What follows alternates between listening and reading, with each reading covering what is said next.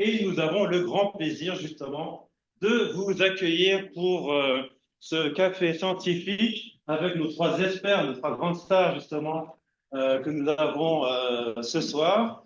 Donc avec Guillaume Favreville, donc le géologue cantonal du Valais et tout, le docteur Christophe Ambiel à l'Université de Lausanne et le professeur Michel Jaboyev, également à l'Université de Lausanne.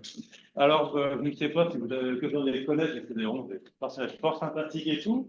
Alors, moi, j'espère. En tout cas, si vous êtes là, c'est que vous avez envie de les voir. Du coup, dans leurs expertises, alors, j'en profite, si vous pouvez leur présenter en quelques mots chacune de vos expertises. On va commencer par toi, Guillaume. Si tu peux nous décrire en quelques mots, justement, ton parcours et ce que tu fais en tant que géologue cantonal du Valais. Nouvellement directeur. Nouveau. C'est la pression pour moi ce soir, parce que j'ai mes deux anciens professeurs à côté de moi. Je suis en train de défendre mon master. J'ai fait mon master à l'UNIL en géosciences de l'environnement dans les dangers naturels en 2009. Après, j'ai toujours bossé dans les dangers naturels, que ce soit pour des bureaux privés de géologie ou dans un centre de recherche. Depuis 2017, je suis dans les dangers géologiques au canton du Valais, puis chef des dangers géologiques depuis 2018. Et là, depuis 30 jours, je dois tout faire. Donc, ça part de tout en haut dans le permafrost jusqu'au Léman et le projet Rome 3. Vous avez peut-être entendu parler de ce projet, je ne sais pas. On va laisser vous. Merci. Christophe, moi, je suis géomorphologue, j'ai fait toutes mes classes à l'Uni de Lausanne, je suis actuellement maître d'enseignement de recherche, ça fait depuis 2010, ça fait 15 ans. Et puis mon domaine de recherche, c'est globalement le permafrost de montagne.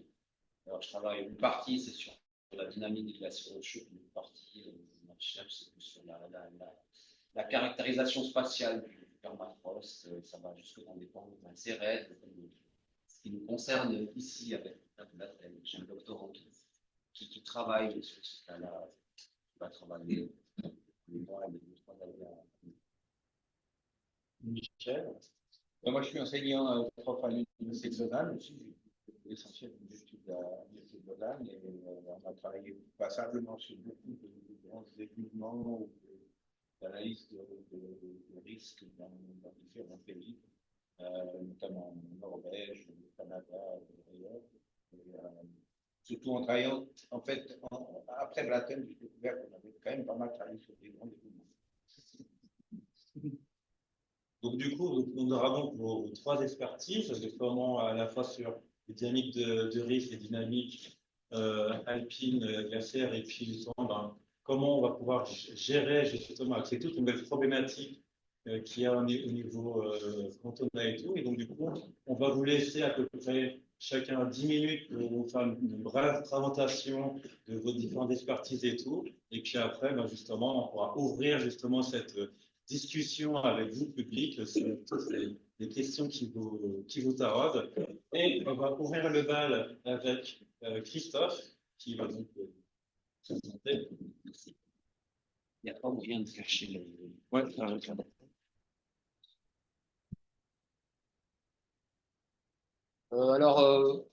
super. Quand on enseigne aux étudiants à faire une présentation, on leur dit c'est un slide par minute. Donc 10 minutes, 10 slides et j'en ai 28. Donc faites ce que je dis, pas ce que je fais. Alors je vais essayer de pas me faire tirer les oreilles par Brahim, d'aller relativement vite sur certains aspects. Je vais revenir sur la chronologie de ce qui s'est passé, ce que vous avez vu dans les médias en long et en large, mais revenir aussi en arrière pour prendre un petit peu de recul pour mieux comprendre les causes avec le contexte géologique, les mouvements qu'on a pu observer avant sur le Sinnestorn, l'évolution du glacier au cours du dernier siècle, et puis quelques mots sur le contexte au niveau du permafrost pour essayer d'établir les causes possibles de cette catastrophe. Alors ça marche comme ça.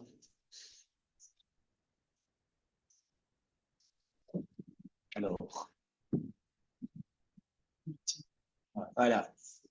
Le contexte géologique, alors on est ici dans le massif de l'Ar. Alors je parle sous le contrôle de deux géologues derrière moi, je vais essayer de pas dire de bêtises. Mais on a, euh, on a cette photo qui est quand même assez spectaculaire, qui met bien en évidence ces roches métamorphiques avec une alternance de gneiss et d'amphibolites qui viennent, qui se situent sous les granites gris clair là notamment du Beachhorn et qu'on voit ici sur le géocouvert avec ces bandes de gneiss et d'amphibolites qui rentrent comme ça, un perpendiculaire au versant. Et on a une vue ici sur le Schafberg, hein, le versant nord-ouest du Schafberg, qui est fait des mêmes roches que le Kleines Nestorn. Vous voyez que c'est du rocher qui est très peu sain, qui est très fissuré, qui est très peu stable. Et on est allé à la mi-juillet là-haut pour installer des capteurs de température pour avoir une idée un petit peu plus précise sur l'état thermique en surface hein, de cette montagne et pour ensuite pouvoir calibrer des modèles de simulation des températures en profondeur pour mieux comprendre le rôle qu'a pu jouer le permafrost dans cette catastrophe, le permafrost et sa dégradation. J'y reviendrai après.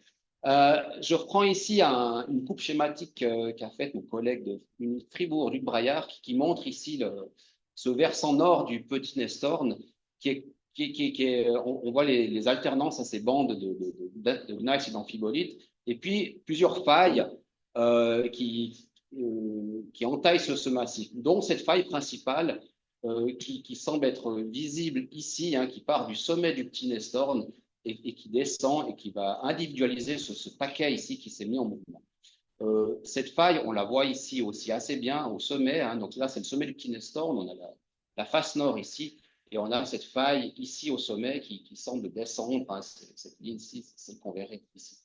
Et puis le versant ici, le front très raide du glacier du Birch, hein, dont on reparlera après. Donc un massif très fissuré, voilà, et qui bouge. Et en fait, voilà, on a tous entendu parler de ce Petit Nestorn en mouvement à partir de 13 mai, hein, c'était les premières observations, certains, le 14 mai. Donc voilà, on s'est dit cette montagne se met en mouvement, mais si on revient en arrière, si on regarde, on consulte des données radar satellitaires, les données INSAR qui sont à disposition, et je prends ici quelque chose tiré du site de l'ESA, hein, de l'Agence spatiale européenne, on voit, on a des mouvements ici en centimètres par année sur 4 périodes de temps. Ici, on est en 2016, entre 2016 et 2017, on devine un jaune très très clair hein, qui nous donne quelques centimètres de déplacement par année. 6 ans plus tard, 2022, ça ressort beaucoup mieux. On est dans des oranges légers, on est dans les probablement 20 cm par année. Une année plus tard, on arrive dans les 50 cm par année. Et puis l'année dernière, 2024, c'est des données sur l'été 2024, mais ramené à l'année, on a des mouvements de l'ordre d'1,50 m par année. Bien avant qu'on commence à parler de cette crise hein, du Petit Nestorn, on a en fait un glissement rocheux profond qui existait déjà et qui s'est fortement accéléré ces dernières années.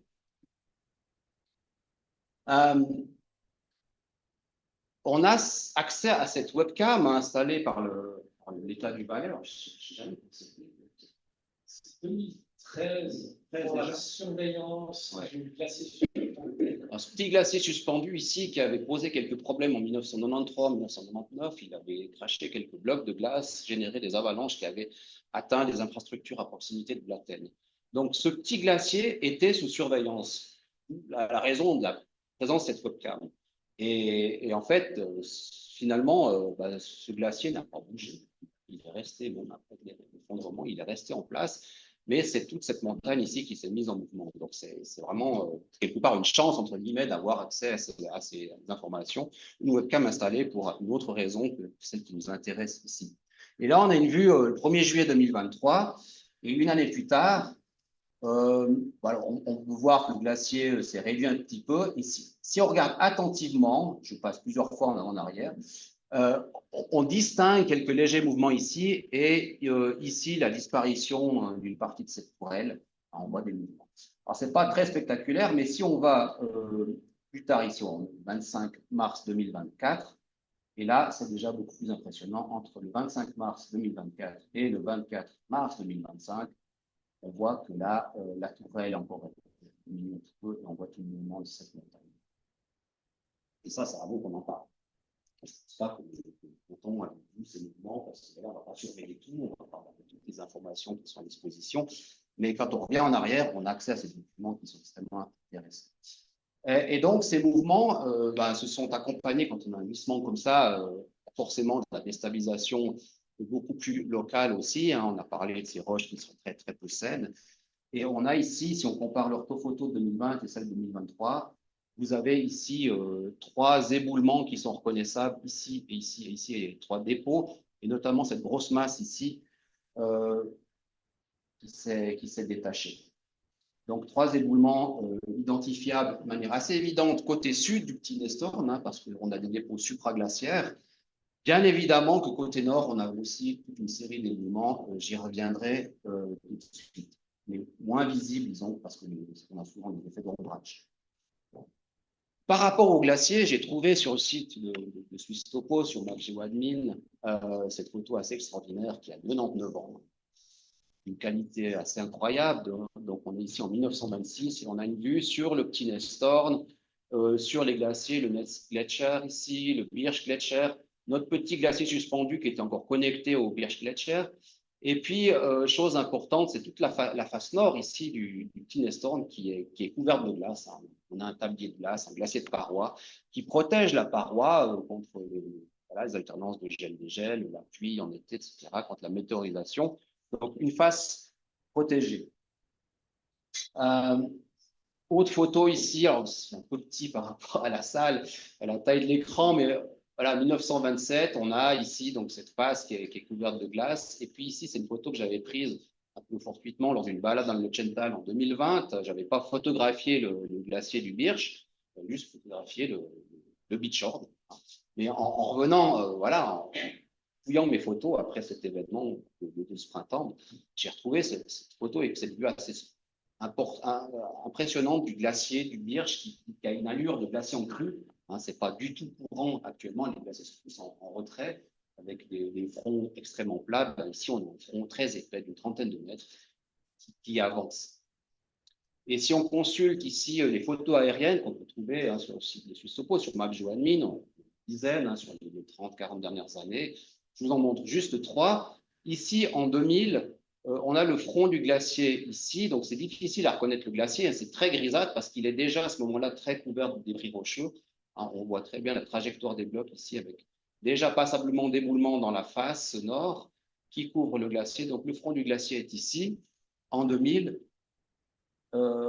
en 2012, on a un retrait du front, hein, il est ici, on a un léger retrait du front du glacier. On ne voit pas grand-chose ici avec les effets d'ombrage, mais on voit que le glacier est de plus en plus couvert de débris. Et 2023, c'est assez spectaculaire d'observer l'avancée du front du glacier, d'un glacier qui est extrêmement couvert, on ne voit plus du tout de glace. Hein, on a vraiment ici un glacier, debris covered glacier, donc un glacier couvert qui a fortement avancé. Et la progression de ce front, c'est à peu près 50 mètres de gaz. Je pense que vous ne connaissez pas beaucoup de glaciers qui avancent dans le contexte climatique actuel. Mais à ma connaissance, c'est le seul glacier alpin qui progresse et qui progressait. Donc, c'est une coïncidence assez folle d'avoir eu cette succession d'éboulements ici par-dessus le sol glacier qui a avancé. Donc, et si on compare juste avec le glacier du Netz, qui est juste au sud-ouest ici, j'ai délimité la position des 2 fronts glaciaires en rose ici en 2012, et puis en 2023, 9 ans plus tard, on a un retrait du front de 200 mètres, alors que, ce qui est tout à fait classique, hein, le glacier alpin, on est, alors que pendant ce temps, le Birch avance d'environ 50 mètres. Ce qui l'a amené dans cette position relativement instable au-dessus d'une paroi ici, donc une pente très raide, glacier en position instable. Alors, je reviens à ce qui s'est passé hein, à partir du moment où on a entendu parler de cette crise sur laquelle va revenir Guillaume. On est ici entre le 13 et le 18 mai et on voit très bien ces mouvements accélérés. on voit ces contrepentes qui se forment ici. Il y en a 3, je sais plus, une 3e ici. Donc c'est vraiment des rééquilibrages qui se font en profondeur. Et quand on a vu ça, et moi, quand j'ai vu ces images, je me suis dit, moi, je me réveille, une montagne est là. On voit ces mouvements de plusieurs mètres en 5 jours. Personnellement, c'est ce que je m'attendais à voir. C'était vraiment un effondrement brutal et c'était vraiment le scénario catastrophe agi par le monde. Et c'est, on le sait, ça ne s'est pas produit de cette manière. La montagne s'est désagrégée progressivement. Ici, on est entre le 30 et le 20 mai. Et on voit donc la succession d'éboulements avec cette niche d'arrachement qui va progresser vers le haut et la disparition du sommet en définitive. Et donc, ça a donné ça, cette énorme accumulation de matériaux, la construction d'un cône d'ébouli, déjà morphologique. C'est un ébouli ici, mais qui ne s'est pas formé sur des milliers d'années, qui s'est formé en une dizaine de jours et qui a recouvert une grande partie du glacier. On a le front du glacier ici, qui s'est avancé de plus de 10 mètres par jour. Les chiffres, c'est ce qu'on a souvent dit, 10 mètres par jour. J'ai un collègue, Guillaume Jouvet, qui travaille sur la modélisation de l'accélération du glacier. Il pense que c'est beaucoup plus que 10 mètres par jour. En tous les cas, ce glacier s'est avancé jusqu'ici.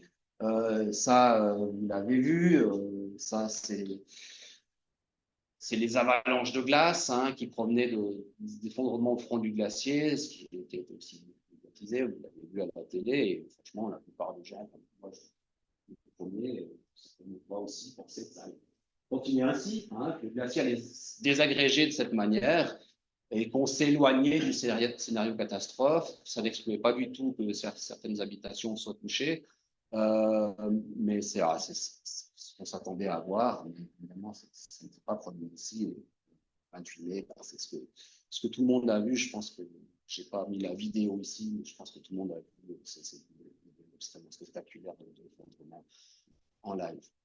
Je ne vais pas aller sur le lien Internet, mais le rapid mapping de Swisstopo permet d'observer avant et après. Le rapid mapping de Blatem, je pense que vous tombez dessus. On a accès à quand même des données topographiques extraordinaires en Suisse, notamment sur Jean-Pierre. Donc la question qui se pose, qui était sur beaucoup de lèvres, et en tout cas sur le mien, évidemment, quand on travaille sur permafrost, c'est quel a pu être le rôle du permafrost et sa dégradation dans cet événement. Donc on sait qu'on a du permafrost là-autant, on est dans une paroi nord au-dessus de 2800 mètres, on a des glaciers rocheux dans la région, on a ce petit glacier suspendu qui ne peut que exister si on a des conditions de permafrost parce qu'il doit être collé à la roche, donc il faut des températures négatives à la base. Donc un faisceau d'indices qui nous montre qu'on a du permafrost là-dedans et qui au-delà de ça, on a pu le voir vraiment ici avec des images prises par drone quand on s'est rendu sur place. On a ici une vue sur le versant sud du Petit Nestorn, ce qu'il en reste, avec suite à des éboulements, on entend en live, suite à des éboulements, on a l'apparition de glace ici et ici présente dans la niche d'arrachement. Donc présence de conditions de permafrost là-haut. Alors, par rapport à l'état thermique, on n'a pas de données sur le site pour l'instant. Il n'y a pas de forage, il n'y a rien. Donc, pour se faire une meilleure idée, on peut observer ce qu'on a sur d'autres sites d'études. Notamment, on a des forages au sommet du Montfort, dans la région de Verbier, Nanda, à 3300 mètres. Donc, c'est tout similaire. Ici, au Stockhorn, au-dessus de Zermatt, des données acquises dans le cadre du monitoring du permafrost en Suisse, le réseau Permos. Ces données de forage nous indiquent ici pour Stockhorn des températures, alors vous n'avez pas à lire, mais moi j'ai de la peine à lire là, mais c'est moins 1 degré à peu près à 100 mètres de profondeur. Donc un permafrost qui fait probablement environ 200 mètres d'épaisseur au niveau du Stockhorn, c'est quelque chose qui peut ressembler à ça au Petit Nestorn, un permafrost épais, et des températures à 20 mètres de profondeur de l'ordre de moins 2 à moins 1,5 degrés. C'est ce qu'on voit sur ces deux courbes ici. Mais ce qu'on voit également, c'est ce très fort réchauffement au cours des dernières années, depuis les années 2018, voire même 2010 ici au Stockhorn. Un très fort réchauffement en profondeur. de l'ordre de 0,5 à 0,7 degrés par décennie. On le voit aussi sur ces deux profils thermiques entre 2016 et 2025, hein, tout est ramené vers le 0 degré. Et puis, ce qu'on verra plus facilement ici, c'est l'épaississement de la couche active, c'est la couche supérieure du permafrost qui dégèle en été, qui regèle en hiver, qui n'est pas consolidée par de la glace. Donc, couche soumise aux alternances de gel-dégel, où on aura passablement d'instabilité dans ce type de pente. Eh bien, on est passé ici au Stockhorn en 20 ans de 3,50 m d'épaisseur à 7,7 m. Donc, on a une forte dégradation du permafrost avec un réchauffement en profondeur et puis un épaississement de cette couche superficielle non consolidée. Donc, on parle vraiment de dégradation du permafrost. Donc, il y a pas mal de gens qui s'intéressent au cas de Blatten. Il y a énormément de scientifiques qui s'intéressent à ce cas, et notamment des collègues de Zurich ici, qui font de la simulation, en fait, de la simulation de réchauffement thermique en profondeur à partir d'un modèle relativement simple qui montre, voilà, je passe rapidement là-dessus, mais qui montre la dégradation des conditions de permafrost, des températures. Et puis ici, il simule la disparition du permafrost dans le versant sud, alors que nous, on a vu de la glace. C'est intéressant aussi de comparer les modèles, ce que nous disent les modèles et ce qu'on peut observer sur place. Alors ça, c'est les premiers essais, infiltration d'eau. Probablement, avec cette dégradation en surface, ça favorise les infiltrations d'eau qui peuvent augmenter la pression hydrostatique en profondeur, amener de la chaleur, etc. Donc, on sait que le permafrost, sa dégradation dégrade les montagnes. Ce genre d'images, elles sont souvent vues, hein, à la faveur d'étés très chauds, lors des vagues de chaleur qu'on a connues ces derniers étés, et suite aux vagues de chaleur plus tard dans la saison, en automne, on a régulièrement ce type d'éboulement, hein, d'écroulements rocheux qui se produisent en réponse à la dégradation du permafrost, et on a une hausse de la fréquence de ce type. Ce qui est plus rare, et heureusement, hein, c'est des événements du type Blatten, mais alors Blatten, c'est exceptionnel dans son mécanisme, mais si on prend parmi les deux plus gros événements qu'on ait eu en Suisse, et peut-être les deux plus gros qu'on ait eu avant Blatten, alors c'est celui-ci, le Pitz-Siersken, qui est passé, qui était assez confidentiel, hein, on a peu parlé dans les médias, parce que peut-être c'est loin d'ici, hein, c'est en Suisse orientale, Grison, massif de la Bernina, et ça n'a absolument rien touché. C'était à la fin, 14 avril, donc personne, il y a des randonneurs à Côte Phoque, hein, qui sont passés par là, je crois qu'ils ont vu l'événement, mais sinon, bah, c'est passé un peu sous silence et ça n'a touché aucune infrastructure. Mais on a eu ici l'effondrement d'un fragment de paroi ici sur le glacier de Tcherva, oui, c'est le glacier de Tcherva, et ce qui a généré une énorme avalanche de roches, de neige et de glace qui s'est développée sur 5 km. Quelque chose d'extrêmement spectaculaire, mais dont on a relativement peu parlé. Et par contre, ce qui était plus médiatisé, c'est l'effondrement du Pitz-Schengel. Je crois que j'ai filmé ici. En 2017, et là, il y a eu 8 victimes, hein, des alpinistes qui passaient au mauvais endroit, au mauvais moment. Ce pan de rochers granitiques s'est effondré sur un glacier, un petit glacier situé en dessous, ce qui a généré d'énormes laves torrentielles, hein, qui ont touché le village de Bombo. Donc, de gros événements avec Blatten, on a, et j'en viens à une conclusion, les gros événements qu'on a connus récemment, en tout cas dans les Alpes, ben, c'est souvent des effondrements supraglaciaires, hein, avec phénomène en cascade de la glace qui est pulvérisée, une partie qui est fondue, hein, qui va donner potentiellement lieu à de grosses laves torrentielles. Donc, c'est ces gros événements qui posent vraiment problème parce qu'ils sont extrêmement difficiles à anticiper. Et je pense que Michel en a parlé. La dégradation du permafrost, elle joue un rôle majeur, hein, dans la succession des mouvements, en tout cas de la canicule de l'été 2003. Et pour revenir au petit Nestor, hein, c'est une des questions. Enfin, c'est pourquoi cette accélération début mai, 13 mai, voire un petit peu avant. Pourquoi à ce moment-là? Ça n'a évidemment rien à voir avec ce qui s'est passé durant l'hiver, ni forcément avec l'été précédent. Mais c'est peut-être une réponse à la succession d'étés très chauds qu'on a eu depuis quelques années, Au niveau du permafrost dans les forages, de permafrost, on voit très bien une très forte dégradation, un très fort réchauffement depuis la canicule de l'été 2020. C'est extrêmement spectaculaire de voir la rapidité du réchauffement sur les 3 dernières années. Et ce qu'on a eu là, c'est peut-être, c'est dans ça, mais peut-être une réponse à cette accélération du réchauffement. Et Blatten, évidemment, un phénomène, un événement extrêmement complexe, très différent de Siersen, de Cengano, ce n'est pas un effondrement brutal. C'est une succession d'éboulements qui ont poussé en avant ce glacier et qui a donné, voilà, conséquences qu'on connaît. Donc voilà pour ce tour d'horizon. Je ne sais pas combien de minutes j'ai fait. Mais voilà ce que je pouvais dire un peu sur le déroulé et les causes fossiles.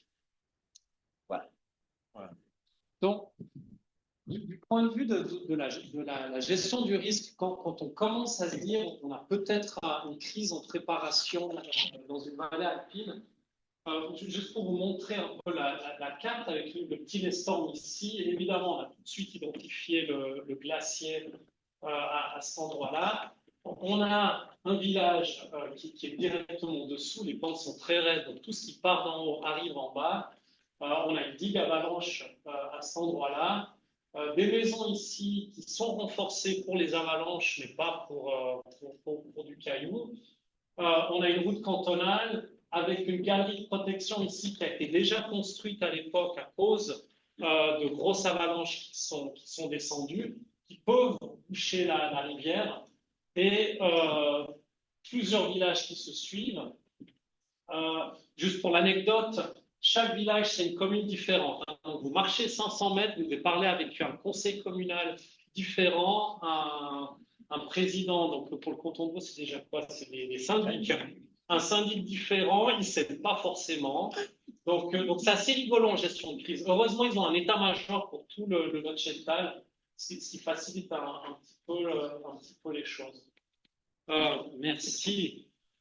On a, la qualité là, c'est pas bon, désolé. On a un barrage, un petit barrage hydroélectrique. Hein, c'est pas la grande puissance. On a fait des calculs en 12 heures, il se remplit. Évidemment, au moment où vous aimeriez bien qu'il reste vide, on reviendra après. Vous avez le départ à Goppelstein, c'est le tunnel de ferroutage du Lötschberg. Et puis en bas, vous avez quand même 2 villages de 1500 habitants chacun à gérer. Donc, dès qu'on commence à penser scénario catastrophe, la chaîne de scénarios et de conséquences devient tellement énorme qu'on se dit non, mais ça va partir en petits morceaux. Christophe l'a dit, il avait raison. Nous, on n'y a pas cru on avait des indices, hein, mais je vais revenir après. Mais moi, personnellement, je ne pensais pas avoir un événement de cette ampleur à ce moment de l'année. On nous avait dit, s'il y a de l'eau dans le système, là, ça devient hyper dangereux. Mais il nous avait dit, tant qu'il y a pas de fonte, c'est bon. Et là, il faisait froid le 28 mai. Et tant qu'on n'a pas un orage, c'est bon. Et nous, on était restés dans le sens de se dire, OK, on a un peu de marge avant que tout casse.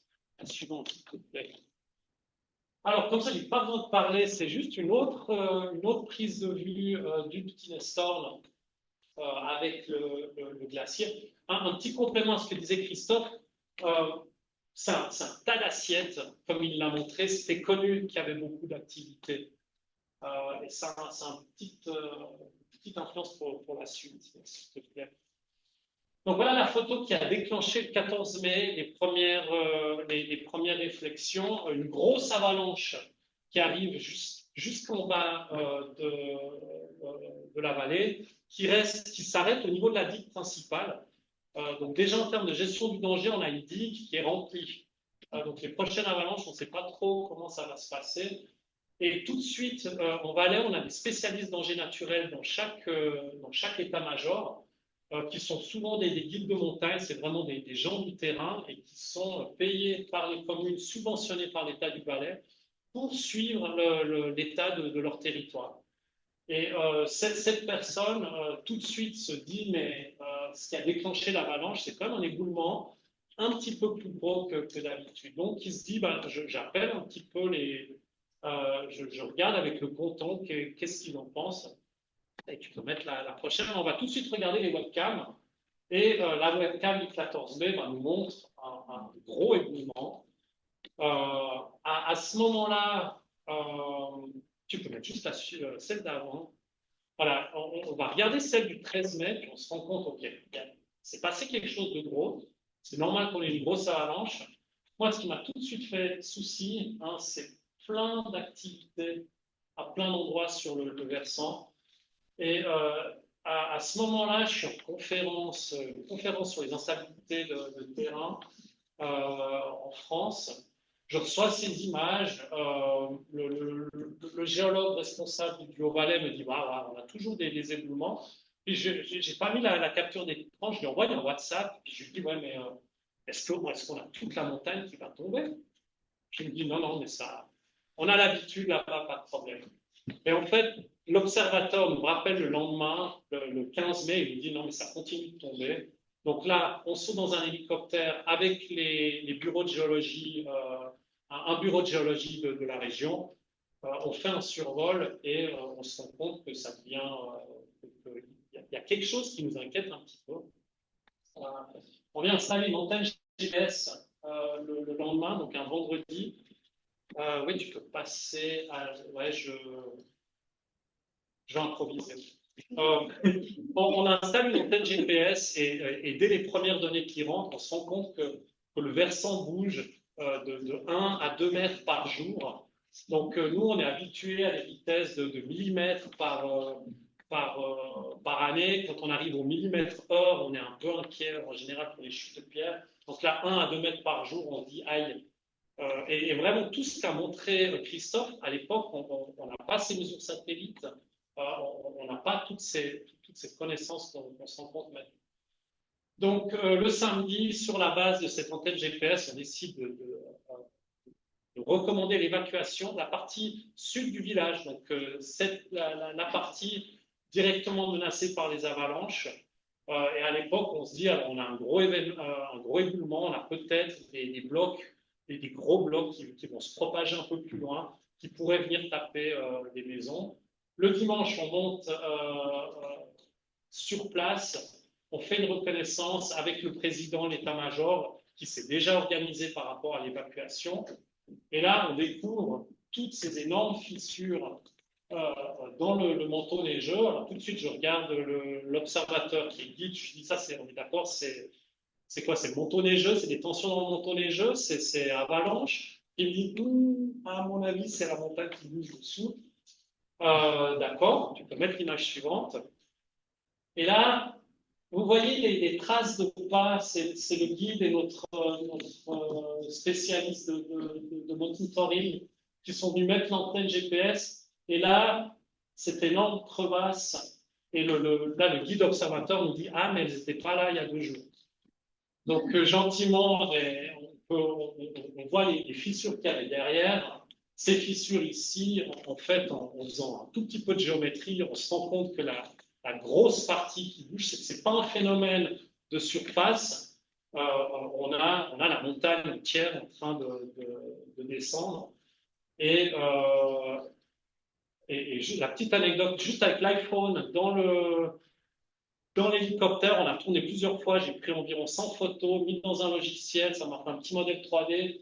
Et le dimanche soir, à la maison, je pouvais déjà calculer en gros 3 millions de mètres cubes, grosso modo, qui étaient potentiellement instables. Avec les images suivantes. Donc, vous avez déjà vu cette image du 19 mai. Les vitesses, alors c'est tout petit, hein, mais ici, on a 20 mètres par jour. Donc, cette limite, 20 mètres par jour. Nous, le lundi matin, on arrive au bureau. On commence à voir les images de la webcam dans tous les sens. On arrive gentiment à 7-8 mètres par jour de déplacement. Tous la boule au ventre. Et là, on retéléphone au président de Blatten. On lui dit on vous recommande de vider Blatten, le village en dessous, de fermer la route cantonale. Il y a un potentiel pour quelque chose d'énorme. On a bien vu ces contreforts dont Christophe parlait. On avait des webcams en face. On a vu complètement pas fragiliser, se fracturer tout le massif. Donc là, et évidemment, à ce moment-là, on a les premiers bureaux de géologie, les premières simulations d'éboulement avec le glacier en dessous. dont on connaissait absolument pas le volume. Hein. On avait la surface du glacier, mais aucun moyen de connaître. Alors, on avait l'épaisseur face à nous, mais de savoir le vrai volume de glace, on n'était pas au courant. Donc voilà, sécurité, on s'est dit, on préfère enlever tout le monde. Ils ont été extrêmement efficaces. En 2 heures, tout le monde était loin. Et la vallée assez bien fermée.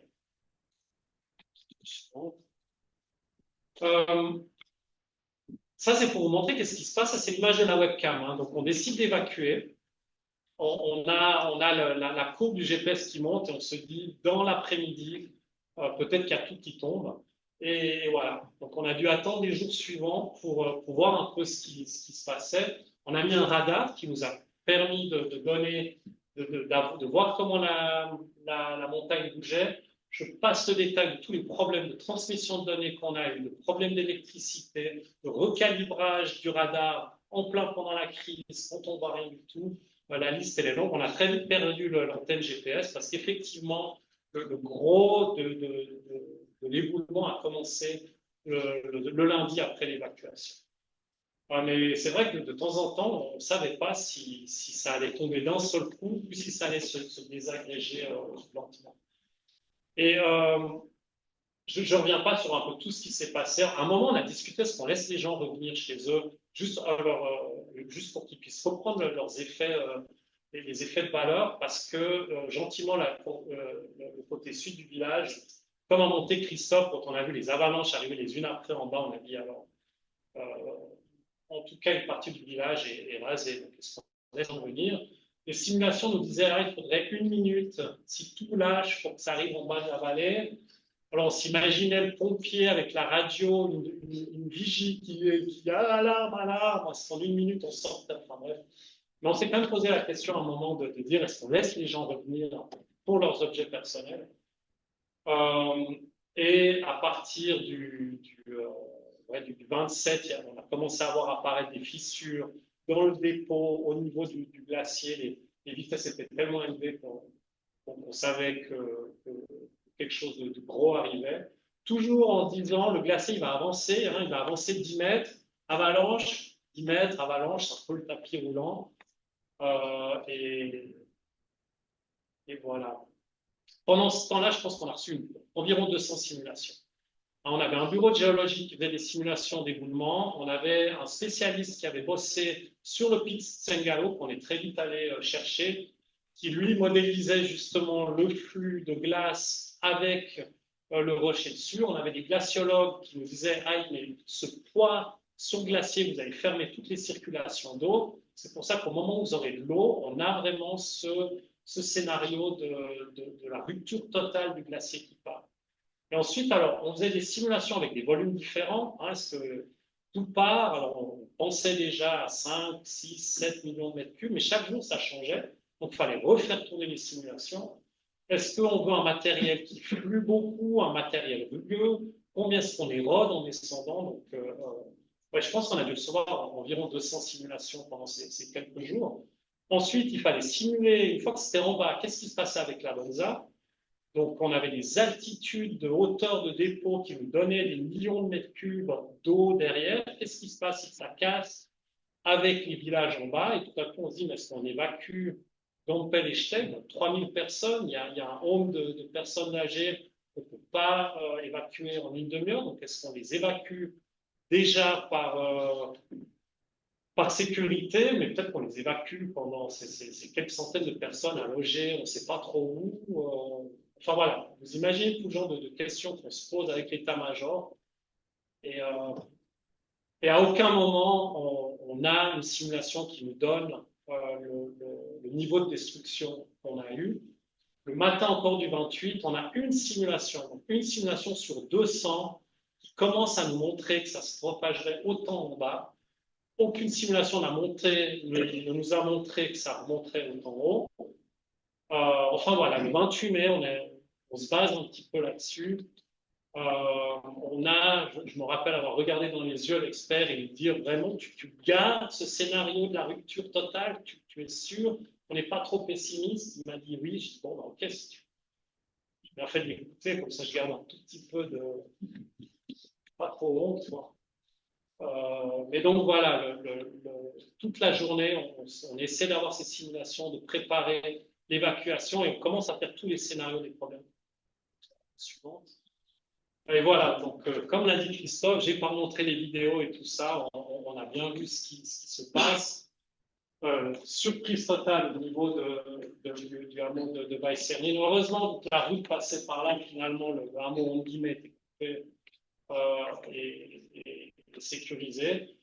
Et là, à partir du 28 mai, pendant, je pense, 3 ou 4 jours, chaque 12 heures, le pire scénario auquel on commençait à penser se réalisait. Donc, ça veut dire qu'à ce moment-là, on a dit, OK, le lac arrive, la taille du matériel est telle qu'on ne pense pas que le bouchon va lâcher d'un seul coup, mais est-ce que l'eau peut passer dessous, le soulever, est-ce que c'est perméable ou pas?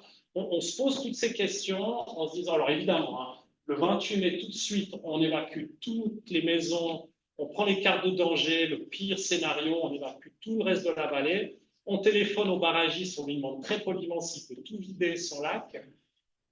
Et à Dompel, on prend toutes les mesures d'inondation, donc on peut surélever des ponts, on peut fermer certaines routes, pas d'évacuation, mais on se prépare à tout ça.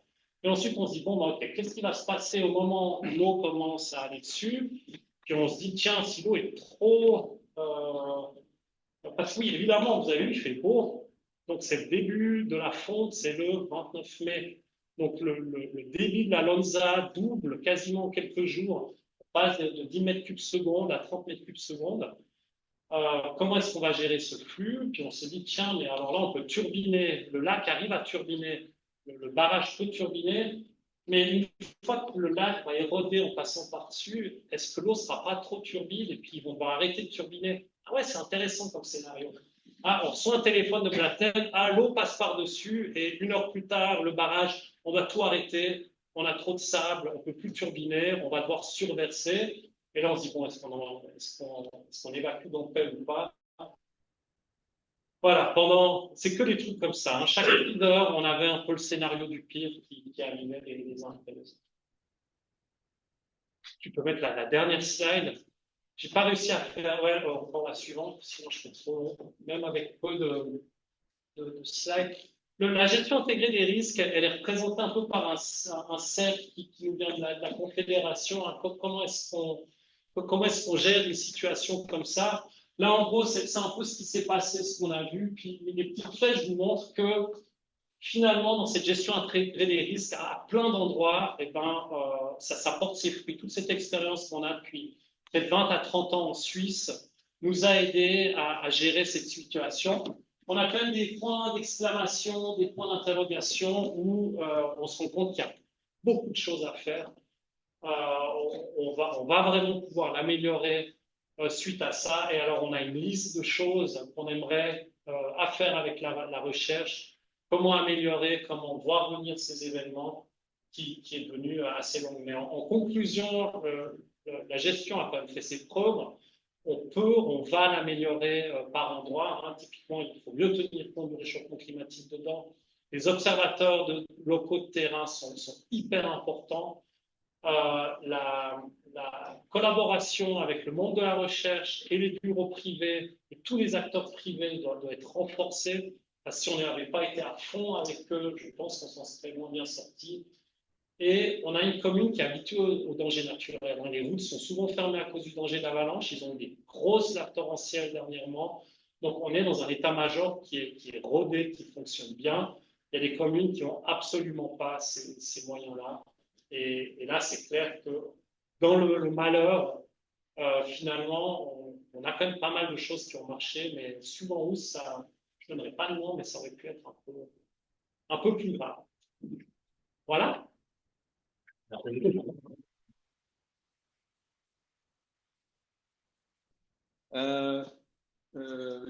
vais vous parler plutôt, moi j'ai plutôt l'habitude de travailler sur les sources de ce qui a été montré, mais aussi sur les propagations. On a travaillé beaucoup sur les propagations des avalanches rocheuses. Et puis en fait, tout le monde est surpris disons, des dimensions de ce qui s'est produit. On a vu qu'on en a eu dans le passé en Suisse, et là c'est une des premières études qui a été faite par Heim en 1880, où il y a eu à peu près 115 morts avec cette avalanche rocheuse. Alors, qu'est-ce que c'est qu'une avalanche rocheuse? Eh bien, ça peut être aussi mélangé à de la glace, bien sûr, mais voilà, je vous en montre une où il n'y avait pas de glace, de 30 millions de mètres cubes, c'est au Canada, où on a travaillé, et vous avez ici une source, il y avait une montagne ici qui était plus haute, bon, il y avait une mine en dessous, et puis l'avalanche rocheuse, ben, elle a fait 3 km et puis elle est remontée de 200 mètres.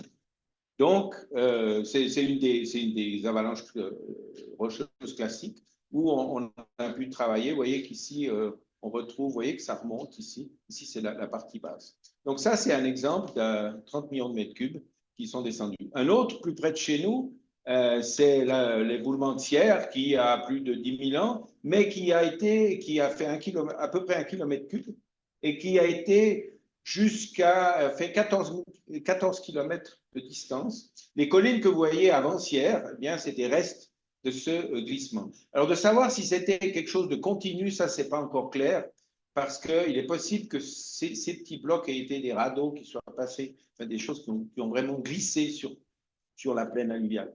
Et puis, vous avez bon, une situation assez complexe, mais on retrouve des plis qui ont été faits dans la roche, ou alors vraiment typiquement un dépôt d'avalanche rocheuse avec des gros blocs et du matériel fin.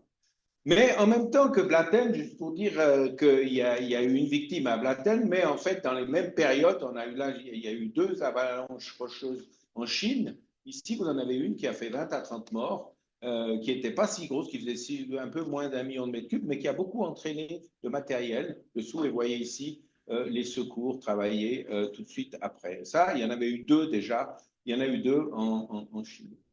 Un autre cas, alors là, je ne sais pas si la vidéo va passer. On va voir. Il y a une souris là, sur le. Ici. On va voir si j'arrive à la faire passer.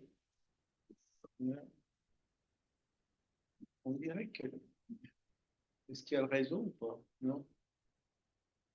Pas sûr. Bon, ben tant pis.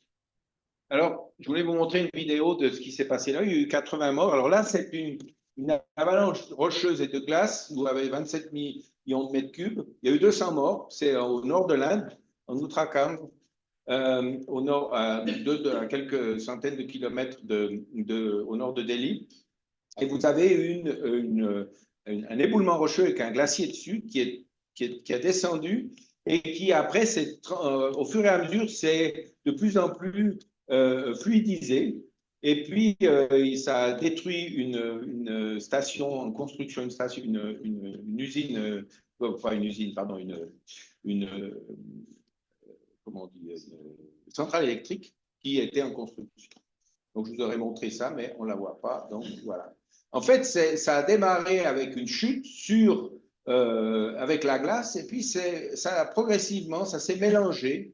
Et puis, ça a même barré par endroits d'autres rivières. Alors, il y avait encore plus d'eau, d'autres lacs. Et ça s'est poursuivi jusqu'à plus loin, à Joshima, par exemple, qui est un village qui, après ça, a commencé à bouger parce qu'il y a eu de l'érosion à la base. Donc, ça, c'est encore un autre effet qu'il y a eu. Vous avez eu tout à l'heure, on a vu l'éboulement de Bondo, du Pizzo Cengalo. Alors, ici, vous avez les différents volumes avec 700 000 mètres cubes de glace. Mais dans ce cas-là, contrairement à ce qui s'est passé à Blatten, on a eu tout de suite après des laves torrentielles qui sont descendues 6 km plus bas. Donc, visiblement, ça va dépendre du ratio roche et du ratio roche-glace pour savoir si ça va se fluidifier ou pas. Donc, ça, on connaît assez mal. On ne sait pas très bien à quel point ça va se fluidifier. Il y avait un volume assez énorme de glace comparé à la roche à Blatten, ce qui fait que probablement ça n'a pas pu se fluidifier autant que dans ces cas-là. Vous voyez ici, on voit très bien ici, ça c'est la lave torrentielle qui est arrivée au village de Bondo. Et puis ici, vous avez l'éboulement qu'on a vu tout à l'heure. Puis ça, alors vous avez jusqu'ici l'avalanche rocheuse. Et puis ici, vous avez eu il y a même ce qui s'appelle un air blast, un souffle qui a abattu les arbres. Ça, c'est dû à l'avalanche rocheuse. Et puis après, par-dessus, probablement, il y a eu des laves torrentielles qui sont descendues 6 km plus bas. Mais là, des déformations auparavant avaient été observées avec un radar qui mettait toutes les années. Et puis ici, aussi avec un lidar, hein, c'est 3D, en faisant la différence entre deux topographies précises, on peut voir que ça commençait à basculer. Alors, le cas de Bondo est un petit peu délicat parce que, comme il y a eu 8 morts, maintenant c'est revenu en justice parce qu'en fait, les autorités avaient dit que c'était dangereux, mais finalement n'ont pas pris d'action. Et s'ils avaient décidé qu'ils allaient mettre en place un monitoring permanent, ils n'auraient pas de problème à l'heure actuelle. Mais comme ils ne l'ont pas fait, ils ont fermé qu'à moitié et tout ça, ben, il y a des poursuites pour le moment par les familles des 8 victimes touristes. Alors l'idée, très, très rapidement, ça c'est mon interprétation, il y a d'autres interprétations, c'est que l'éboulement est tombé sur la glace, il y a eu, vous avez vu que ça a éjecté de la glace, et puis ensuite c'est parti, l'avalanche rocheuse a continué, puis après quelque chose de plus visqueux, parce que comme il y avait la glace, c'est un petit peu plus visqueux, c'est passé par-dessus. Ça c'est l'idée, mais c'est pas sûr que c'est comme ça. Il faut aussi se rappeler que ici, ça c'est Valpolla en 1987, en Italie, ils avaient évacué, ces 40 millions de mètres cubes qui sont tombés ici, ils avaient évacué, mais pas assez dans la partie supérieure. Et il y a eu 27 morts parce que l'avalanche rocheuse est remontée. Et à la faveur, parce qu'il y avait en plus de l'eau dessous, donc il y avait un lac qui s'était formé à cause des éboulements précédents. Il y a eu une évacuation, mais ça n'a pas suffi. Et ça, c'est un petit peu c'est vraiment la crainte des prévisionnistes, si on veut dire, des éboulements, parce qu'on ne sait pas comment faire ça. On n'a pas encore de modèle précis. Donc ici, vous avez toujours ça a été une image de l'avalanche rocheuse d'Elbe qu'on voit ici dans cette image-là. Et Albert Heim, qui est un géologue zurichois, qui a travaillé beaucoup, a défini un angle qui s'appelle l'angle du Farboschung, où vous avez phi pour un angle de frottement. Et vous avez en fait cet angle qui fait du sommet de l'éboulement à la fin du dépôt. Eh bien, cet angle, il a tendance à diminuer avec le volume de l'instabilité. Vous avez vu tout à l'heure, je vous ai dit que si je reviens très rapidement ici, comme ça, je vous ai montré celui-là. Ici, ça faisait 14 degrés. Pour une chute de bloc, en général, on compte 35 degrés. C'est-à-dire, vous savez que les cônes d'éboulis, en général, font 35 degrés à peu près. Hein, c'est le tas de sable. Ça marche bien et c'est à peu près ça. Mais quand c'est plus gros, ça va plus loin. Hein, plus l'angle est petit, plus ça va loin. Alors, depuis quelques années, ah ben, ça a perdu, il y a probablement ici c'est un phi normalement. On peut se poser la question comment travailler. En fait, si vous mettez dans un diagramme le logarithme du volume et le logarithme du rapport H sur L, et H sur L, c'est la hauteur divisée par la longueur ici, hein, comme défini ici, vous avez le L ici, le H ici, et vous faites ce calcul et vous reportez dans un graphique ce qu'on a observé dans le monde. Et ça vous donne quelque chose comme ça avec une ligne droite qui est une loi puissance entre le volume et ce rapport. Mais dans la loi puissance, puisque c'est logarithmique. Et si vous commencez à réfléchir, vous voyez que vous avez un nuage de points, vous avez une grosse différence, en plus c'est logarithmique.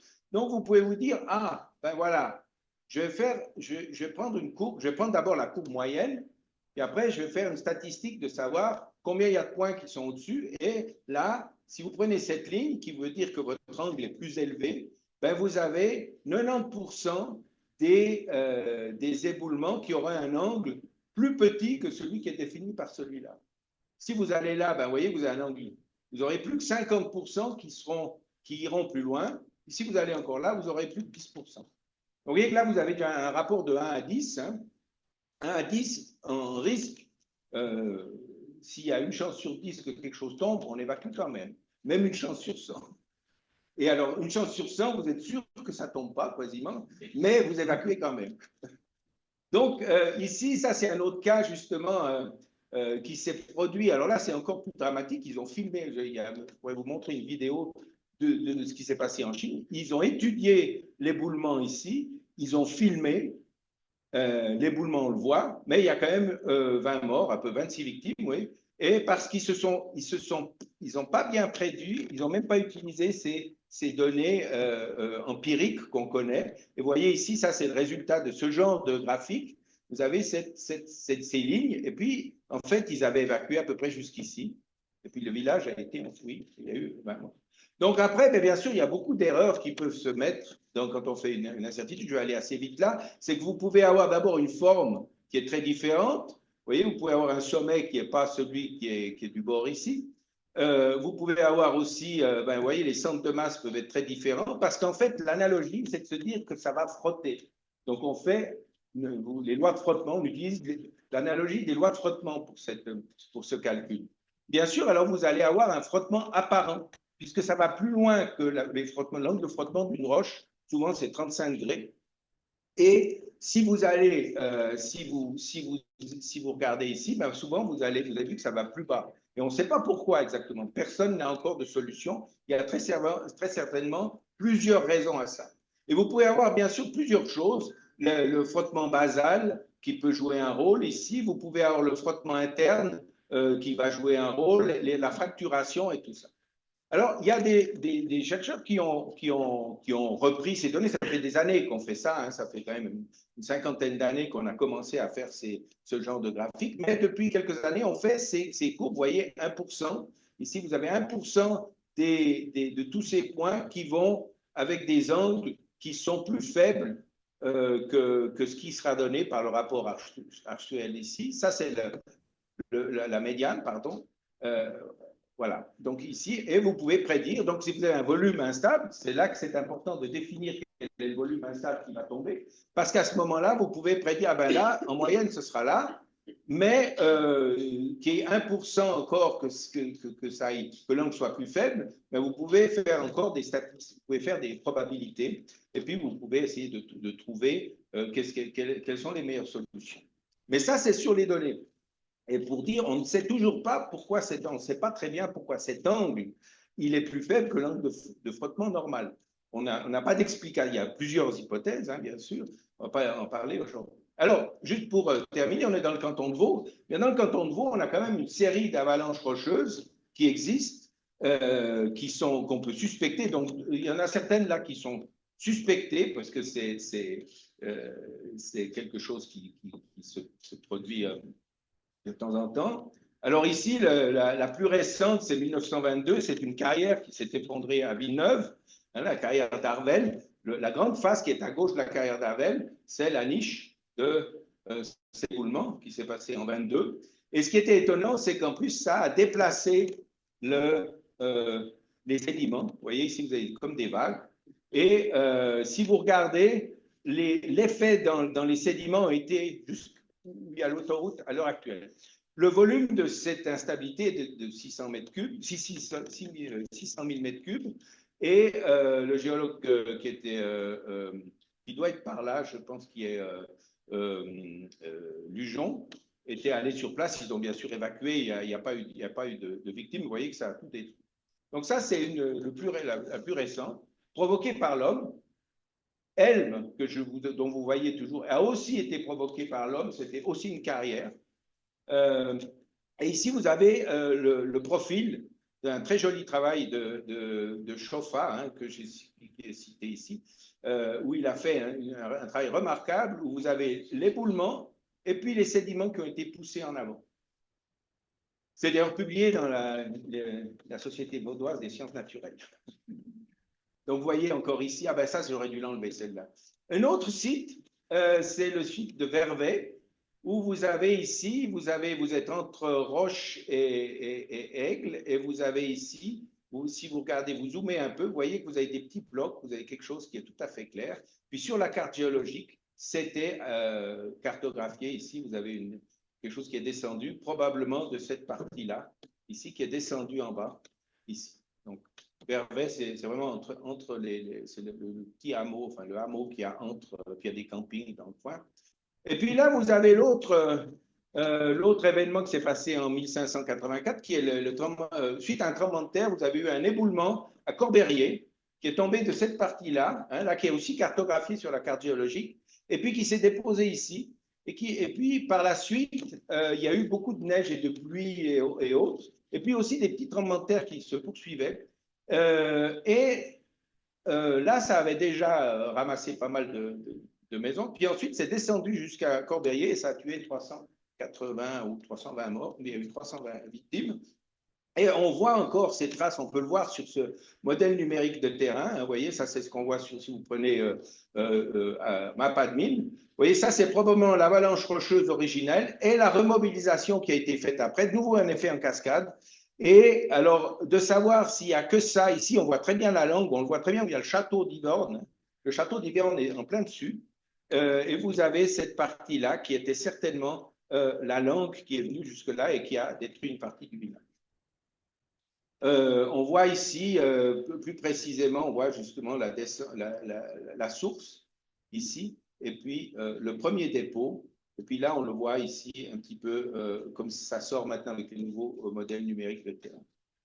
Un autre cas qui est alors beaucoup plus spéculatif, c'est vous connaissez ici, ce sont les tours d'Aï dans le coin ici, et vous êtes à Lézin, au-dessus de Lézin. Et puis vous regardez ici, c'est très drôle, c'est incurvé comme ça. Et on se dit, mais il devait y avoir un glacier là et ça devrait faire un cirque. Et si vous regardez, ça devait faire quelque chose comme ça. Probablement. Voilà, là, ça devient très spéculatif, mais ça veut dire qu'il y a eu une avalanche rocheuse quelque part, probablement de l'autre côté, ça a pu s'effondrer de l'autre côté. Mais surtout, ce qu'il dit, c'est quand on regarde depuis cette partie-là, à droite, depuis là, dans cette direction, on voit un magnifique U, une magnifique vallée en U, qui dit qu'il y avait un glacier qui passait par là, et il fallait qu'il ait quand même un certain volume pour qu'il puisse creuser ça. Donc, voilà, purement spéculatif. Ici, vous avez un autre, c'est la colline de Chiette, ceux qui connaissent B. Vous avez la colline qui est, vous avez Saint-Maurice ici, entre deux, vous avez une colline, et Marcel Bury, qui a habité longtemps ici au Châtel, avait dans les années 60 déjà identifié qu'il y avait eu, depuis la Croix de Javerne, un éboulement qui est tombé sur la colline de Chiètre, et dont on retrouve les dépôts typiques des avalanches rocheuses. Et bien, récemment, on s'est posé la question, et là aussi c'est spéculatif, mais quand même les indices sont assez forts, c'est que si vous allez au pas de cheville, vous avez ici des points où si vous regardez ces dépôts, ressemblent furieusement, ce qui a été cartographié à l'origine comme des moraines, des vallons morainiques ressemblent furieusement à des dépôts d'avalanches rocheuses. Et quand vous voyez ça, ça ressemble quand même étonnamment à ce qu'on retrouve, alors bien sûr avec de l'herbe, et c'est certainement très ancien. On vient de se poser de la question. Et vous avez la même chose dans le vallon de Nantes. Vous regardez cette bosse ici. Et bien, quand vous regardez en 3D, vous voyez que vous avez des gros blocs. C'est difficile d'en faire un vallon morainique typique. Ça ressemble plus à des avalanches rocheuses. Et pour terminer, vous avez aussi entendu parler d'une autre, ce n'est pas une avalanche rocheuse, dans ce cas on va l'appeler avalanche de débris rocheux, parce que c'était déjà très fragmenté avec sa tombe, donc ça va plutôt moins loin que si c'est quelque chose qui part d'un coup. Le village de Brienne, ça a presque été touché, hein, mais on a eu un volume beaucoup plus gros que ce qui était prévu pour le scénario Cala. Donc là, il y a eu une gestion où on a évacué les différents scénarios. Ils ont eu pas mal de temps pour étudier parce que ça fait quand même plus de 10-15 ans que ça bouge là-bas. Et pour terminer, eh bien, quand vous lisez, si vous savez un peu lire les cartes, les modèles numériques de terrain et les ombrages, qu'est-ce que vous découvrez? Vous découvrez d'abord que le glissement qui était actif et qui s'est effondré ici fait partie d'un grand glissement ici, très grand, qui lui-même fait bouger le village de 2 mètres, parce que le village bouge presque de 2 mètres par an. Et puis, vous avez même un autre glissement dans ce glissement, et puis vous avez un glissement du 19e siècle ici, qui est venu tout près du village, le village est là. Et puis encore mieux, c'est que si vous regardez tout le versant, tout le versant, il descend avec des craques ici. Il y a tout le versant qui est... Alors ça, c'est énorme. Et vous pouvez constater une chose, c'est que cette vallée ici, Ben, pourquoi elle est coupée? Ben, parce que ce glissement a barré la vallée. Vous avez des sédiments qui sont jeunes dessus, parce que, enfin, quaternaires, qui sont sous ce glissement. Donc, vous pouvez lire, on peut lire dans la topographie avec les outils qu'on a maintenant, notamment les lidars, les relevés lidars, on peut en fait lire le paysage et en déduire beaucoup d'informations, faire des estimations de volume et autres pour le futur. Voilà, je vous remercie pour votre attention.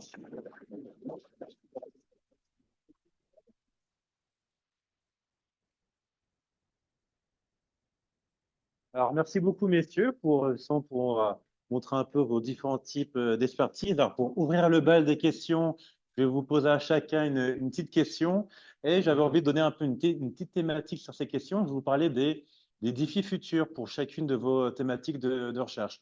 On peut commencer avec toi, Michel, pour dire, bah voilà, avec justement, avec ces études justement de ces avalanches de roches et tout, dans ton domaine de recherche, qu'est-ce qui est un peu les défis actuels avec justement les nouvelles technologies pour pouvoir étudier ces glissements, ainsi de suite? Qu'est-ce qui, on va dire, pour on va dire, les 5 prochaines années, quels sont un peu les nouveaux défis pour comprendre Ben, ces dynamiques? il y a deux aspects. D'abord, c'est la source, d'identifier les sources. Alors, c'est sûr que beaucoup de gens maintenant disent qu'avec les satellites, on peut tout identifier, mais ça, c'est pas vrai. On n'identifie que la moitié. Il y en a qui bougent pas puis qui vont s'accélérer tout d'un coup. Donc, il y a tout un aspect qui nécessite de mieux comprendre les structures et surtout dans le cadre des changements climatiques, de voir quels peuvent être les effets, notamment de les fontes rapides de neige, les fontes rapides quand il fait très chaud, parce qu'en fait, le vecteur principal des éboulements, c'est quand même si vous êtes encore englacé, s'il y a de l'eau qui pénètre, et puis dans une petite fissure, hein, c'est quoi? C'est le tonneau, je ne sais plus comment ça s'appelle, le tonneau de... Des données. Non, non. Le paradoxe, vous avez avec comment, un petit tuyau, vous faites péter vous faites péter un tonneau. Donc, si vous avez un petit peu d'eau, très très peu d'eau, vous pouvez très bien générer de très grosses pressions. Donc, la fonte de neige est quelque chose. J'ai appris récemment par des météorologues français que une des choses, c'est sûr que la pluie joue un grand rôle sur la fonte, mais ce qui joue encore plus un rôle, c'est l'humidité de l'air. Quand l'air est très très humide, c'est ça qui va faire fondre par la condensation, qui va dégager beaucoup de chaleur. Et donc, c'est ça qui va générer, quand on a des temps très humides et chauds, vont être très très efficaces pour fondre la neige. Et la neige joue un rôle important, même probablement à Brienz. Ensuite, donc ça, il faut essayer de comprendre les structures, les mécanismes de dégradation. Parce que jusqu'à présent, la géomécanique, la géotechnique, c'est toujours toujours regarder ce qui était stable et pas stable. Mais sans un facteur temps. Et le facteur temps de dégradation, on ne le connaît pas bien. Ça, il y a beaucoup d'efforts à faire. Donc, il y a d'une part la structure, regarder ce qui se passe, l'environnement global, parce que souvent les gens se concentrent juste sur une face, mais il faut regarder ce qu'il y a derrière, au-dessus et tout autour. Et puis, ces parties-là. Donc là aussi, de la modélisation, c'est sûr qu'il faut commencer à faire des modèles et des modèles théoriques, puis les implémenter en modélisation numérique. La deuxième chose, c'est la propagation. Et la propagation, ça, c'est assez complexe parce que pour le moment, il n'y a pas de modèle qui marche très bien. Il y a quand même maintenant les MPM qui permettent model point, non, je ne sais jamais. Model point méthode. Et c'est des points séants entre ça permet d'utiliser, d'avoir par exemple 6 millions de points pour générer une modélisation d'un grand éboulement en 3D. Alors la question qui se pose, c'est comment on définit les paramètres. Parce que jusqu'à présent, ce que font les gens, c'est de faire par analogie. On a des paramètres qui fonctionnent parce que par analogie, on a réussi à faire ça. Sauf que ces paramètres, d'un point de vue physique, ils ont à peu près aucun sens. Donc, quand je vous montre ici, par exemple, le phi que je vous ai montré tout à l'heure, cet angle apparent, c'est un angle apparent. Ça n'explique, il a pas de sens physique. On utilise ça parce qu'il est quelque chose comment dire, d'observer. Alors, le futur, c'est bien sûr d'essayer de comprendre ça et puis de pouvoir l'implémenter dans des modèles. Merci beaucoup. Alors, Christophe, un peu la même question, mais plutôt sur la dynamique justement du permafrost. Tu nous as même bien illustré un peu les problématiques. Qu'est-ce qui peut être justement un peu ces perspectives? J'aurais aussi deux points. Le premier, c'est ce qu'on fait actuellement dans le cadre d'un projet de mieux documenter, mieux comprendre comment se caractérise le permafrost dans ce qu'on a appelé un soir comme ça en discutant avec des collègues des bastard slopes. C'est des pentes personne ne veut étudier parce qu'elles sont un peu infâmes, elles sont un peu dangereuses. Donc, il y a eu beaucoup de recherches sur tout ce qui est débris sédimentaires, les éboulis, les glaciers rocheux. Il y a beaucoup de recherches là-dessus. Pas mal de choses depuis une quinzaine d'années sur les parois verticales, subverticales, mais ces pentes intermédiaires comme le petit Nestorne, hein, qui contiennent des petites vires avec des débris rocheux, avec de la neige en hiver. Elles sont très peu connues parce que difficilement accessibles. Donc, on a ce projet une équipe des sites pour avoir de la donnée thermique pour ensuite pouvoir modéliser la diffusivité thermique, les températures en profondeur et leur évolution. Parce qu'il faut aller relativement vite maintenant. Si on se projette dans un futur, je ne sais pas, d'ici une cinquantaine d'années, il n'y a quasiment plus de permafrost au rythme actuel. On a des réchauffements, comme je le disais, qui sont extrêmement brutaux et puis ça va continuer. Donc le permafrost se dégrade très vite et on est maintenant dans en quelque sorte une crise géomorphologique avec une exacerbation des processus. Donc on sait que les montagnes vont continuer à se désagréger à un rythme accéléré.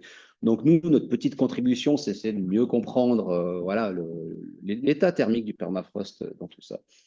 Et puis d'un point de vue plus par rapport, pour revenir à ce que je disais, ces gros événements-là, c'est des pans entiers de montagnes qui tombent sur des glaciers.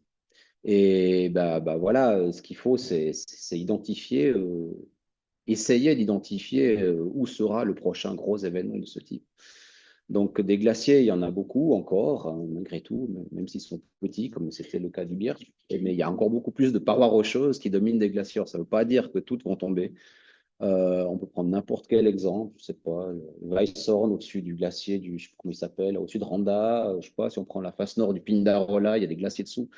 Faut se poser la question, mobiliser des images radar, INSAR, différentes techniques du LIDAR pour essayer d'identifier quels sont les secteurs à problème. Alors, je sais qu'il y a une étude qui avait été faite ou mandatée par le canton il y a quelques années maintenant. J'en parle pas, c'est l'intérêt de mon avocat. D'accord. Mais Non, c'est pas on parle, c'est super intéressant. il y a quelque chose, mais c'est bien, il y avait une initiative qui a été prise. Oui. Il y a certainement des choses qui doivent être reprises parce qu'il y a de nouveaux modèles de simulation maintenant avec les gens du VSL, de l'ETH qui ont développé ces modèles, la Johan Gaume, par exemple. Enfin voilà, mais il y a quelque chose à faire parce que c'est vrai quand on voit que le Tchengalo, le Siersken, le Blatten, c'est chaque fois une montagne qui tombe sur un glacier. Ça va certainement se reproduire, donc, et c'est difficile à anticiper. Donc, au niveau de la recherche, il faut qu'on mette aussi l'effort là-dessus. Merci beaucoup. Puis Guillaume, dans cette thématique, en fait, je vais répéter un peu ce qu'il a dit. Moi, ce que j'ai besoin, c'est où le prochain point comme ça qui tombe. Et on avait fait une étude, en fait, après le Pic Sengalo, on s'est posé la question, mais elles sont où en Valais, ces pentes qui peuvent s'écrouler à cause d'un réchauffement du permafrost? Et quand vous recevez une liste avec 85 montagnes, alors 84 maintenant, elle était dedans. Où c'est que vous mettez des moyens limités. Donc, on a besoin maintenant de dire c'est où le prochain point, mais on doit pouvoir délimiter en termes de risque. En fait, une montagne qui tombe au fond d'une vallée puis qui coupe un sentier pédestre, mais qui touche aucun enjeu, ben c'est pas trop grave. Donc, si je reviens à ce que disait Michel, on doit les identifier, on doit savoir à quel moment elles vont tomber. Parce que ces 85 phases, je suis persuadé qu'on aura des soucis avec, mais si c'est dans 150 ans la prochaine, moi je signe maintenant, c'est nickel. Ou est-ce qu'on en aura chaque 10 ans comme ça à cause du changement climatique? Donc, elles sont où? elles vont tomber quand et jusqu'où elles vont aller. Donc est-ce qu'on va toucher un village, on va toucher 2 villages? Quel est le risque vraiment lié à tout ça? Et le but, c'est d'avoir finalement un index, une liste, mais qui est classifiée pour dire, ben ça, c'est le numéro 1, mettez l'énergie là-dessus, et puis le site numéro 85, et ben on fera ça quand on aura des sous, quand on aura du temps, et quand tout le reste, ou j'allais dire quand tout le reste sera tombé, mais quand on aura le temps de le faire. Et l'enjeu, ben, c'est de pouvoir prioriser ça, parce qu'on n'a pas les ressources financières, on n'a pas les ressources techniques et pas les ressources humaines pour couvrir 85 sites comme ça. Donc nous, au canton, quand on reçoit une liste à ce point-là, et il y a énormément de choix à chaque moment du filtre pour dire cette falaise oui, cette falaise non. Il y a des choix qui sont pris, qu'on ne partage pas. Donc on se dit, ah, mais peut-être je peux refaire un petit peu l'index. Et en fait, on nous a beaucoup reproché, on nous a même dit qu'on avait caché cette étude parce qu'on était, on était contre le champ. Là, on s'est fait traiter de climato-sceptiques, alors qu'on est quand même, on est un des seuls cantons à avoir lancé cette étude. Donc, enfin bref. Mais, mais je comprends la réaction, en fait. Vous saviez, hein, Blatten, c'était le numéro 15 dans cet index. Donc, ils nous ont dit, mais vous étiez au courant, vous avez caché, vous avez rien fait. En fait, on était en train de refaire les paramètres, de revoir quelle était la sensibilité de cet index. Et d'ailleurs, on vient de refaire l'étude, une partie de l'étude de risque. On a fait passer Blatten de la position 15 à la position 5. Et puis le numéro 1, il est passé loin derrière parce qu'il menace que des chalets d'été, des résidences secondaires. Et ça nous touche moins, quoi. Et ça, c'était quelque chose qui n'avait pas été fait, en fait, dans cette étude, qui est un Mayen d'été ou 300 personnes, c'était le même score de risque. Donc voilà, c'est pour ça qu'on s'est dit, tiens, on ne va pas publier ça tout de suite. Enfin voilà, c'est juste pour vous montrer un peu les difficultés maintenant de pouvoir, avec l'aide de la science, justement, hein, chaque année, les méthodes s'améliorent, on réduit les incertitudes, le nombre de points rouges sur la carte peut être réduit, et ça, ça nous aide dans notre priorisation pour l'allocation des ressources financières. Ouais. Moi, j'avais une question à Christophe Lambiel. Tu as parlé de l'accélération du glacier de Birch avant l'événement. Est-ce que tu penses que c'est déjà dû aux premiers éboulements sur le glacier ou la couverture de débris du glacier? Enfin, quand tu expliques le fait que ce glacier ait progressé de 50 mètres? Je pense que c'est la surcharge sur l'arrière du glacier. Il a poussé en avant. Le glacier n'a évidemment pas gagné de la masse. Hein. Il en a beaucoup perdu à l'amont, et puis cette masse de glace a été transférée en aval. Parce qu'il y a beaucoup de glaciers couverts hein, dans les Alpes. La plupart se passent sur place, il y a un léger retrait de fond. Donc la couverture de débris, elle a pu protéger de la fonte, mais c'est surtout, je pense que c'est un petit peu le même phénomène que ce qui s'est passé en 10 jours, mais sur un temps beaucoup plus long, là, en 15 ans, et là, c'était en 10 jours. Et c'est la surcharge à l'arrière, de mon point de vue, et on discutait aussi avec d'autres, notamment, c'est le seul moyen d'expliquer ça. Après, comment exactement? Est-ce que c'est une augmentation de la contrainte de cisaillement parce qu'on augmente l'épaisseur, on augmente le poids? Peut-être une augmentation de la contrainte de cisaillement qui peut accélérer le glacier. Est-ce que c'est l'augmentation de la pression de fonte? On a même du poids. Par pression, ça peut faire tourner une partie de la glace à l'intérieur du glacier, à la base du glacier. Parce que je pense que c'est pas une question ouverte, mais c'est surtout le glacier qui a été poussé. Donc, ça montre. C'est assez difficile à le voir comme ça dans la propre aérienne. L'activité de chute de bloc qui rend les impôts dans les 20 dernières années est incroyable. Je pense que c'est des événements. C'est pour ça que, comme je l'ai dit dans la présentation, les premiers réflexes a été oui, la montagne elle tombe à l'habitude. Mais il y avait clairement, et sur le Ness Gletscher aussi de l'autre côté, alors il est plus haut, en fait. Mais clairement sur le Gletscher, il y a une très forte activité de chute.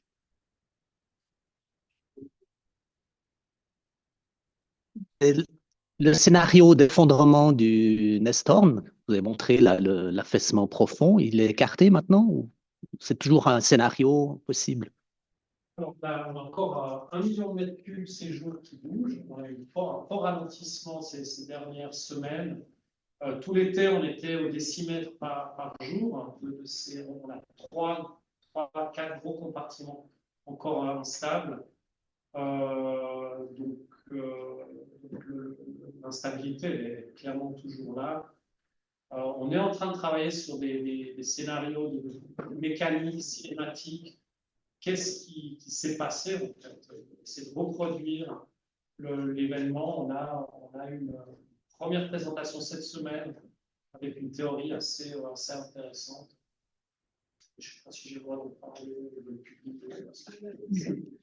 Non, mais il y a vraiment le tassement qui est observé depuis très longtemps et l'apparition de tensions qui aurait permis tout à coup avant, il y avait une sorte de comme un maintien de livres dans une bibliothèque en rêve, et puis tout à coup, ben, ça peut permettre une sorte de décompression très rapide. Donc, on veut comprendre ce qui s'est passé pour déjà bien voir ça, puis surtout, qu'est-ce qui va se passer avec la suite. Est-ce que c'est ce million de mètres cubes qui nous fait souci, ou est-ce qu'on doit repartir sur 15 millions de mètres cubes? Et on a toujours l'autre versant, le Nest Nature, qu'est-ce qui peut se passer là? J'ai une question à toi.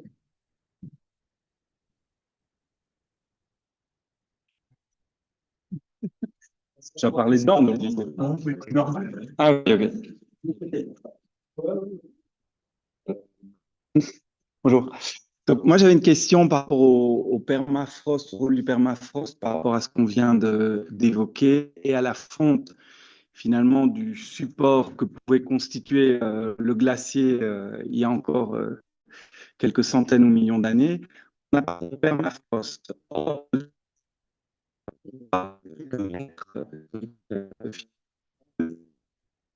au niveau de la fonte, et du coup, la question que je me posais, est-ce que ces quelques mètres sont vraiment en rapport avec le volume finalement rocheux qui s'est affaissé, ou finalement est-ce que cette fonte de permafrost, elle est finalement contributrice en termes d'eau et de surpression dans le massif, et à quel point on est on peut-être un peu trop cette fonte de permafrost, et du coup on s'en fait une image de très gros volumes, alors que c'est des phénomènes peut-être plus indirects et liés finalement à la disparition du gros volume de glace qui justifie et explique les très gros volumes en jeu.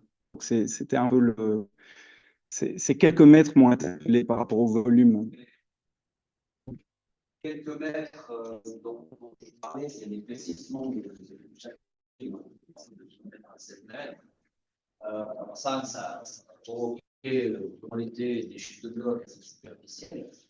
Maintenant, la disparition de la glace à ces quelques mètres de profondeur, ça va favoriser les infiltrations d'eau en profondeur et augmenter les pressions hydrostatiques, amener de la chaleur, fragiliser en profondeur. Ça reste hypothétique, c'est aussi ce qui avait été avancé par le SLF pour expliquer le Cingalo. C'est évidemment pas, je crois que l'épaisseur de la niche d'arrachement à profondeur de 70 mètres au Cingalo, c'était pas une réponse aux effets chauds. Mais par contre, la disparition de glace proche de la surface, ça peut ouvrir des fissures qui vont permettre l'infiltration d'eau. Et du coup, la question que je voulais, la réflexion que je m'étais faite, c'est est-ce que finalement, mesurer le permafrost, ok, c'est intéressant, mais c'est qu'il faut aller chercher les eaux, voilà, les pressions d'eau, comme point de mesure, et puis permettrait mieux d'expliquer les énormes volumes. Voilà, ça va impliquer la forêt dans la ronde à des profondeurs très très importantes. Ça évite aussi des coûts autrement plus importants que de mettre un doctorant pour faire la modélisation.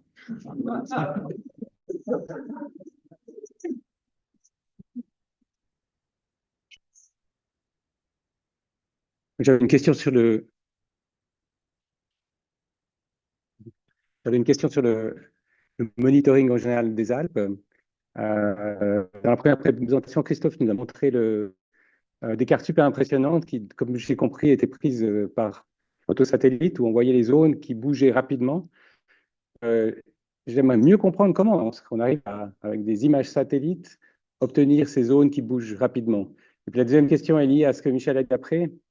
C'est pourquoi est-ce que c'est utile uniquement dans 50% des cas et pas sur l'ensemble du territoire, cette technique d'identification des risques? C'est de l'interférométrie radar satellitaire. C'est vraiment le radar, il y a un premier passage du satellite qui envoie le radar, le deuxième passage, ce qui va être mesuré, c'est la différence de phase sur l'onde radar.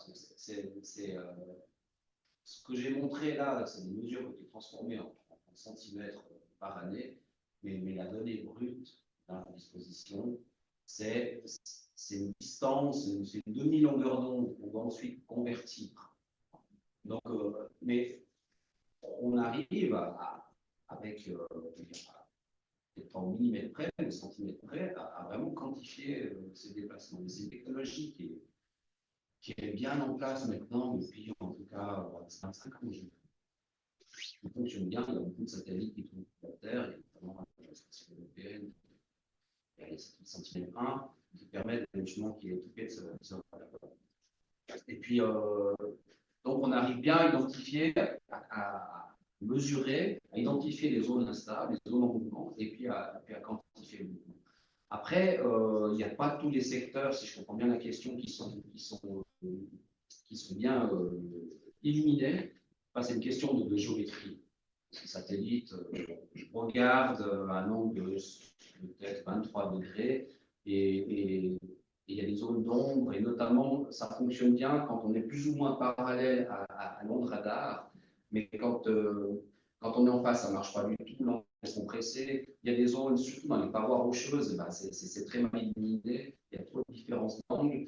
Donc là, on est ça fonctionne assez bien parce que c'est une pompe on n'est pas en paroi, c'est une pompe de 45-50 degrés, assez bien orientée par rapport au satellite. Mais au niveau des parois, en général, ça fonctionne beaucoup moins. Nous, on utilise beaucoup pour quantifier. Alors, on a un autre projet, c'est l'inventaire des glaciers rocheux au niveau suisse. On parle de 6 000 glaciers rocheux à peu près, donc 4 000 bouges. Mais là, c'est une technique qui va très très bien parce qu'on est dans des pentes plus faibles pour quantifier mais pour les parois, et c'est ce qui nous intéresse par rapport à ces mouvements, on ne va pas pouvoir utiliser, enfin, elles ne seront pas toutes bien couvertes par les données. Juste l'exemple que tu as montré, en fait, c'est toute nouvelle technique de traitement du signal radar qui a été faite que sur la tête, c'est plusieurs heures de calcul, de choix, des bonnes images et tout ça, ça a été fait suite à Blatel pour montrer cette nouvelle technique. C'est quelqu'un du SNF qui a fait ça. Et suite à ces images-là, nous, on a commandé tout le balai de la même manière. Mais c'est 3 ans de travail avant d'avoir les résultats finaux. Mais c'est la pointe de traitement de ce type d'images qui ont été montrées là. C'est vrai que ça marche très bien. Puis après, nous, ils vont pouvoir nous livrer tous les endroits où le signal est mauvais. Puis là, on ira à pied, ça va aller. Il y a des commentaires sur l'INSA. Donc, par exemple, les Norvégiens, ils ont un système qui couvre tout le pays et qui est mis à jour toutes les semaines, je crois. Donc, c'est libre. Hein, si vous cherchez sur Internet, vous cliquez, vous avez les points, vous avez la série temporelle, donc vous voyez les déplacements, donc ils ont beaucoup d'instabilité. Donc, ça, ça fait déjà 5-6 ans que ça existe. Au niveau européen, il existe aussi un site, si vous souhaitez voir ça, on peut voir pas mal d'endroits qui bougent. Ça ne marche pas toujours bien, c'est pas encore au niveau européen, ils ne sont pas aussi performants que les Norvégiens, mais la Suisse n'y est pas. Le Valais, c'est une autre technique, justement. Mais du coup, l'INSA, il y a beaucoup de gens qui ont travaillé dessus. Et puis alors, il y a je crois qu'il a été installé le radar terrestre, qui est la Rolls-Royce du monitoring, il était installé. Oui, on a vu. Donc, c'est la même chose, mais depuis le sol.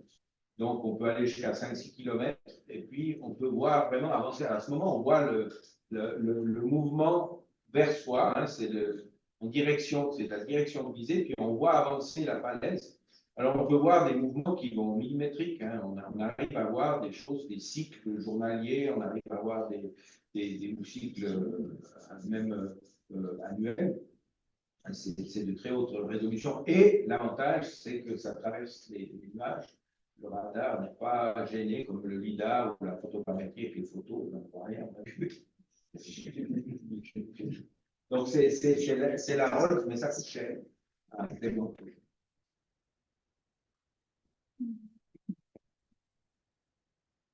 Les origines, la tirage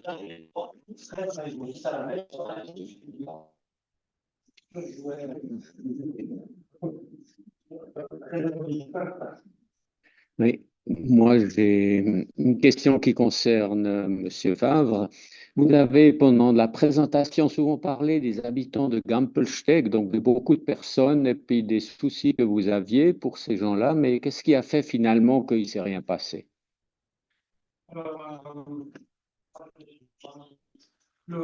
a eu le barrage, en fait, sans le barrage de Ferdès, cet ouvrage hydroélectrique, on devait évacuer donc, pendant des semaines. Je ne sais pas comment on aurait fait sans ce barrage. C'est le Conseil d'État valaisan qui a déclaré l'ouverture de la vanne de fond. On est toujours en discussion de savoir comment on va payer ça, hein, parce que toute cette eau perdue, elle n'a pas été transformée en électricité. Mais en fait, on a transformé ce barrage en un énorme dépotoir anti-lave torrentielle. Et ça nous a donné suffisamment de volume. Alors, c'est presque on peut le considérer comme un ouvrage au fil de l'eau. Hein. C'est pas la grande Dixence où ça se vide. Il a été vidé en quelques heures et au débit de fonte, on avait 12 heures pour qu'il se remplisse. Si la vanne se bouchait, on avait 12 heures pour évacuer Gampelsteig. Parce que vraiment, les premiers jours, on ne savait pas comment le lac allait se comporter. Mais avec ce volume tampon, les experts nous ont vite dit le mur tient l'impact, parce qu'il y a un autre, enfin bref, je passe les détails. Mais c'est énormément de gestion avec les exploitants du barrage qui nous ont permis de petit à petit aussi refaire des simulations, voir quel volume passerait par-dessus le barrage. Mais de nouveau, c'est sur ces 3-4 premiers jours. Moi, le mois de mai, c'est 120 heures de travail supplémentaire juste à cause de la gestion de l'antenne. C'était discuté avec le barrage, avec les états-majors. Donc, sans barrage, je ne sais pas comment on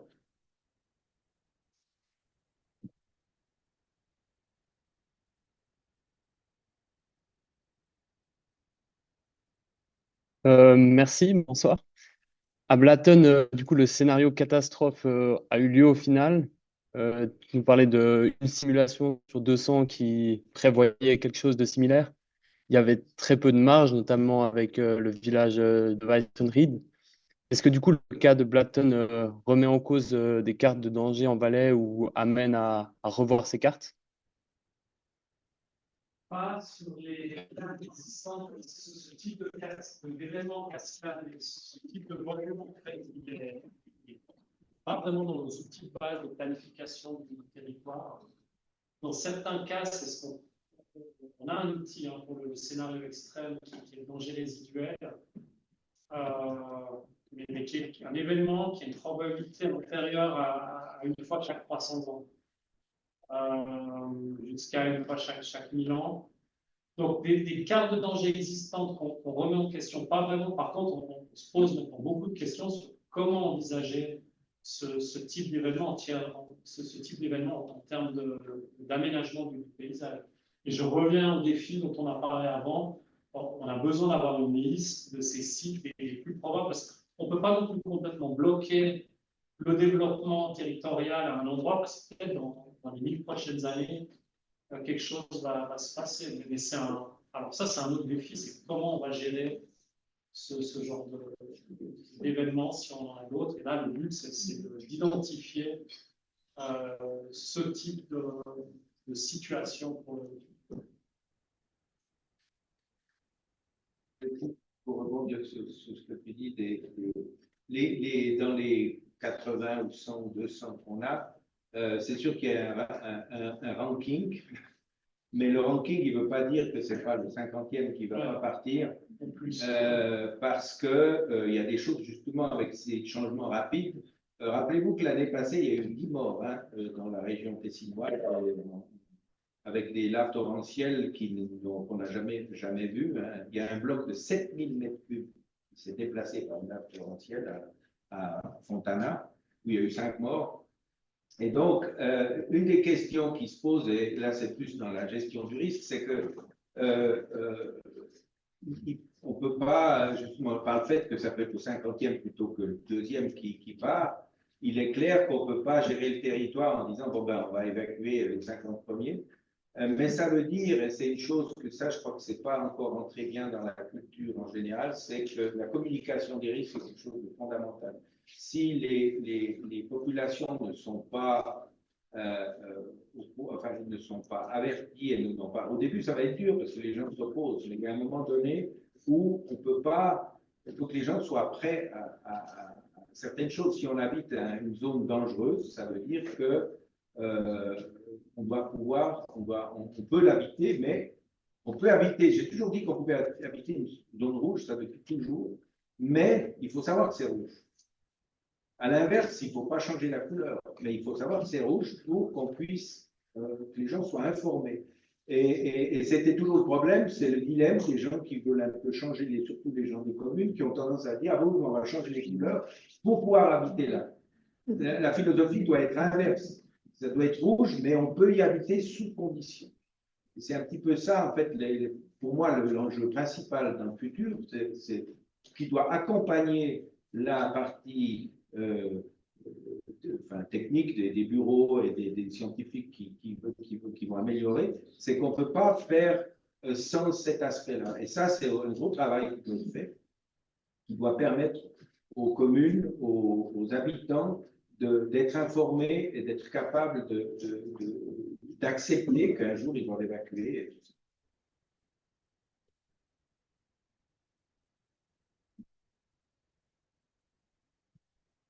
Oui, moi j'avais une question pour Guillaume, plus par rapport au canton du Valais. Ces dernières années, donc, où il y a eu beaucoup d'événements naturels qui ont obstrué les voies de communication. C'est des frais supplémentaires et je voulais savoir, à un moment, on avait entendu qu'ils devaient laisser des parties de région tomber parce que ça devenait trop cher à gérer. Est-ce que il y a une réflexion là derrière déjà dans le futur ou pas?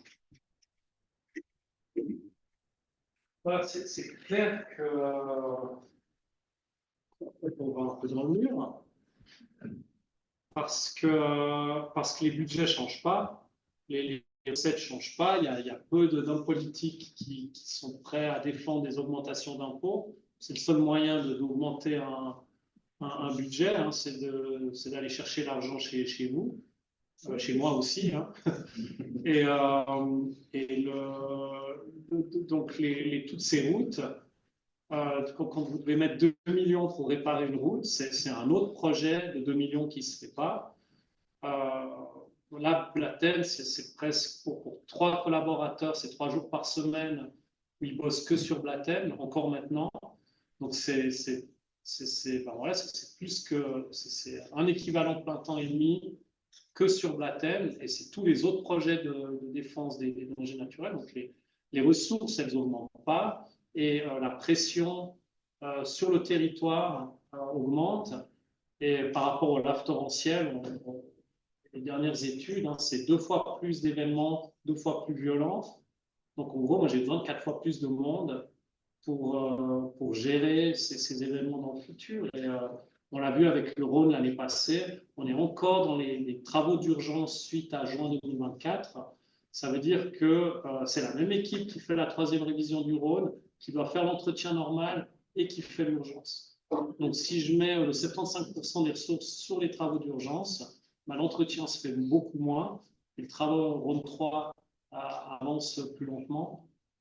Donc, c'est un vrai problème, je pense, de société aussi. En fait, et là, je rejoins, il faut que les gens se rendent compte qu'on ne va pas pouvoir construire à chaque fois 3 routes si on a une qui est en danger, et les gens vont devoir se rendre compte que d'habiter dans un village de montagne, ça veut dire qu'on peut pas aller chercher des cigarettes en 5 minutes dans le village d'à côté à chaque fois. Et nos grands-parents savaient que c'était dur. Il y a eu une petite période, je pense, un peu plus facile parce que les techniques ont vraiment, l'aménagement des cours d'eau s'est amélioré. On a fait pas mal de protection. On s'est habitué à avoir des infrastructures qui vont bien.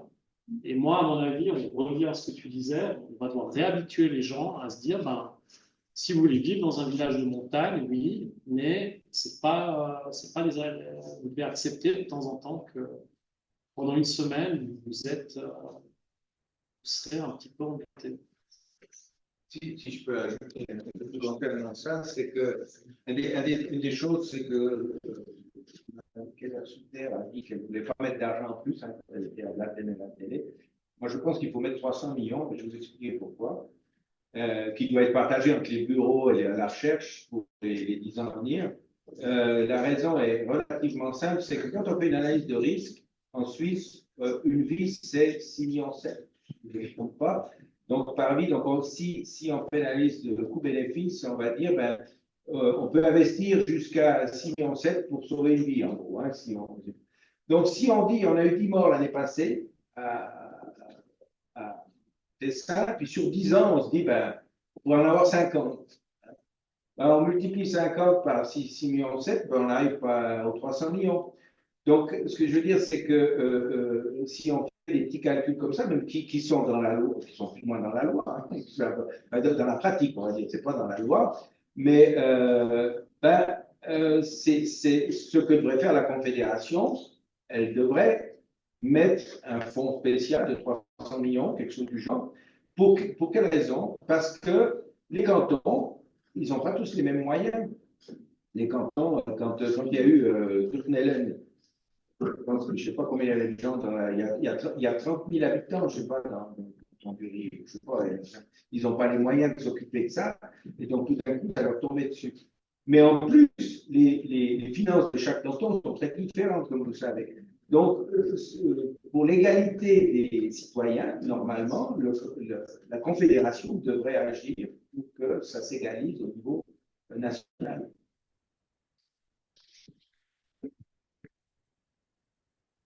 Ouais.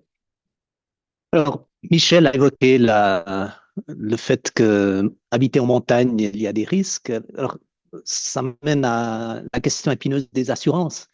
Le Valais, comme d'ailleurs le test Valais-Grison, c'est un des cantons où l'assurance des bâtiments n'est pas autonome, mais est assurée par les assurances privées. Est-ce que ça pose un problème d'indemnisation des victimes? C'est peut-être trop tôt pour répondre. Si on compare, par exemple, pour prendre un événement similaire de destruction d'un hameau qui est Falioli dans le canton de Fribourg, qui avait été très bien indemnisé par l'assurance cantonale, quelle différence ça fait? Est-ce que c'est un problème? Moi, c'est vraiment un problème. Je ne peux pas me prononcer au niveau des indemnisations, justement, vu que c'est privé, on n'a aucun chiffre. On n'a aucun. Déjà, on n'a aucune base légale pour aller demander ces chiffres. Mais c'est clair qu'en termes de gestion du danger, du risque et de la prise de risque financière à assurer, moi, je pense qu'on a besoin d'un établissement cantonal d'assurance en fait, très clairement. C'est la politique, la discussion. Il y a des fortes J'avais lu qu'il y avait une forte demande. Oui, il y a du fort lobbying des assurances aussi derrière.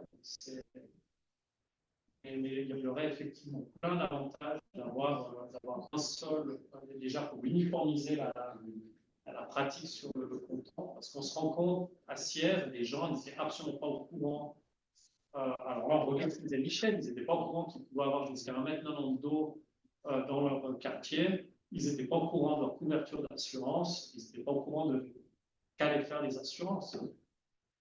Et ensuite, chaque assurance choisit un petit peu différemment comment on assure un bâtiment en zone rouge ou pas. D'après un juriste qui m'a dit que, en fait, c'est très difficile, avec les lois actuelles libérales, c'est très difficile de créer une SCA.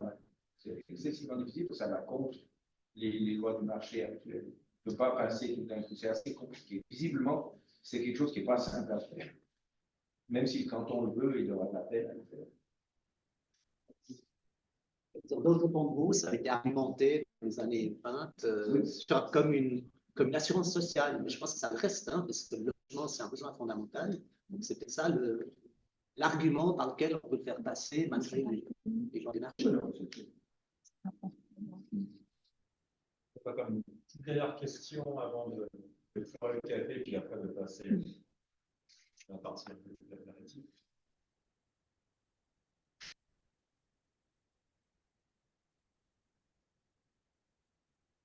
Bon. Merci à tout le monde.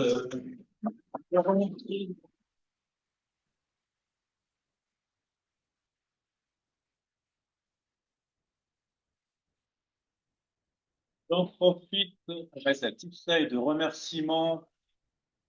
Hop.